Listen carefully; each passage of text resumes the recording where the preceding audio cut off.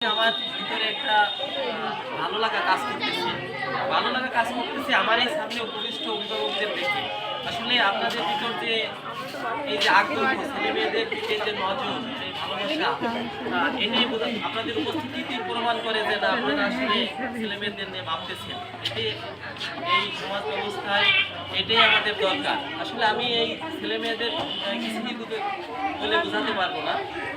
টুকটাক যদি কথা বলার দরকার আপনাদের সাথেই বলা দরকার। আপনার প্রতিষ্ঠানে গিয়ে দেখি, বিশেষ করে আমরা হাই স্কুল মাদ্রাসা নিয়ে কাজ করি, সে জায়গা দেখি যে অভিভাবকদের ডাকলে অভিভাবকের সাধারণত আসে না। পাইলট স্কুলে বড় অনুষ্ঠান হয়, ওই 10-20 জন আসে। এরকম অনেক প্রতিষ্ঠানে যেয়ে দেখি যে অভিভাবকদের বারবার ফোন করে চিঠি দিয়ে আসে না। কিন্তু আপনারা যে আসছেন যেহেতু শিশু, এদের বিকল্প কিছু না, একা একা অনেক স্কুলে আসার মতো সুযোগও নেই।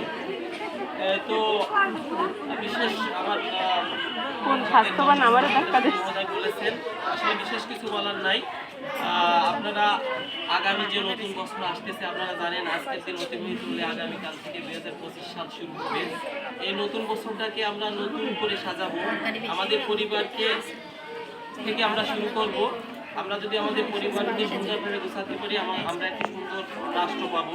সেই হিসেবে আজকে যারা শিশু, এরা আগামী দিনে দেশ পরিচালনায় অংশগ্রহণ করবে। তো আপনারা আপনাদের ছেলে মেয়েদের দিকে অবশ্যই সুনজরে রাখবেন।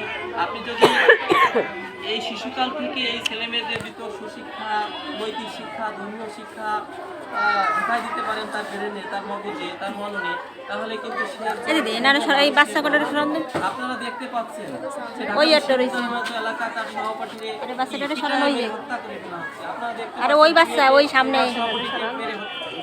পিটিয়ে মেরে হত্যা করা হচ্ছে। আপনারা দেখতে পাচ্ছেন যে ঐশী নামের মেয়েটা তার বাবা মাকে, পুলিশ কর্মকর্তা, সরকারি কর্মকর্তা, তারে কি মা বাবাকে হত্যা করছে। এর মতো জঘন্য কাজ আর হতে পারে?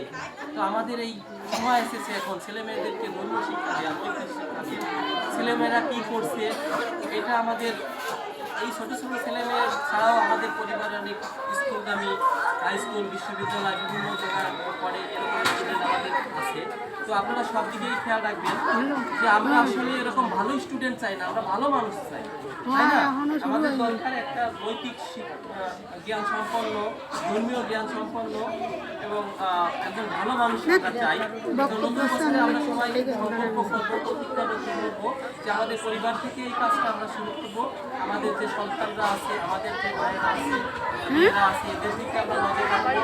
বিশেষ করে আমরা একটা আমরা একটু দয়া করে কথা বলে না, কথা বলে না।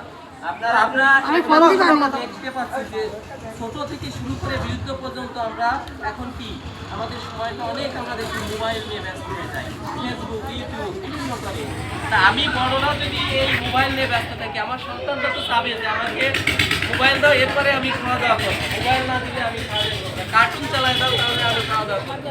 এই আমাদের কি করতে হবে? অন্তত ইন্টারমিডিয়েট পাশের আগে আমরা এই ছেলে মেয়েদের সাথে স্মার্টফোন না দিই, ঠিক আছে? এই কাজটা আমরা করবো, কারণ মোবাইলে যে আসক্তি, এটা কিন্তু